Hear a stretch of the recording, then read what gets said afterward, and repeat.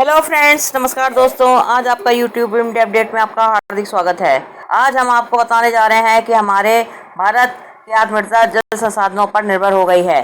प्रधानमंत्री नरेंद्र मोदी ने सोमवार को विश्व जल दिवस पर जल शक्ति अभियान की शुरुआत और कहा है कि भारत की आत्मनिर्भरता जल संसाधनों तथा जल संपर्क पर निर्भर है। उन्होंने कहा है कि जल के प्रभावी संरक्षण के बिना भारत का तीव्र गति से विकास संभव नहीं है।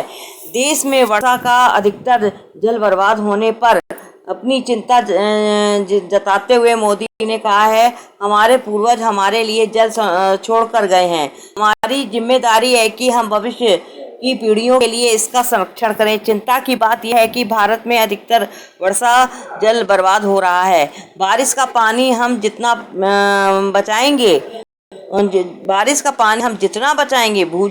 भूजल व निर्भरता उतनी ही कम हो जाएगी। उन्होंने प्रत्येक गांव में आगामी 100 दिन वर्षा जल संरक्षण की तैयारियों को समर्पित किए जाने का आह्वान किया। प्रधानमंत्री ने कहा है कि स्वतंत्रता प्राप्ति के बाद पहली बार सरकार जल परीक्षण की गंभीरता से काम कर रही है और उन्होंने ये भी बताया है कि कोविड महामारी के दौरान 4.5 लाख महिलाओं को जल के परीक्षण के लिए प्रशिक्षित किया गया है। उन्होंने कहा, आज़ादी के बाद पहली बार पानी की जांच को लेकर किसी सरकार द्वारा इतनी गंभीरता से काम किया जा रहा है।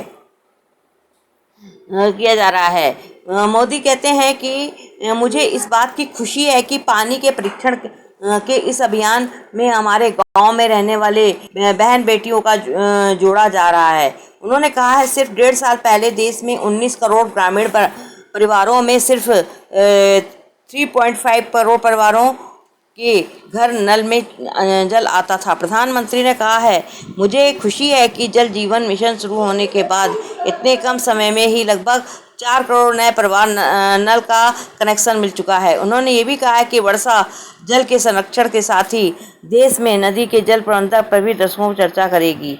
उन्होंने परियोजनाओं को इसी दूरदृष्टि का हिस्सा भी माना है।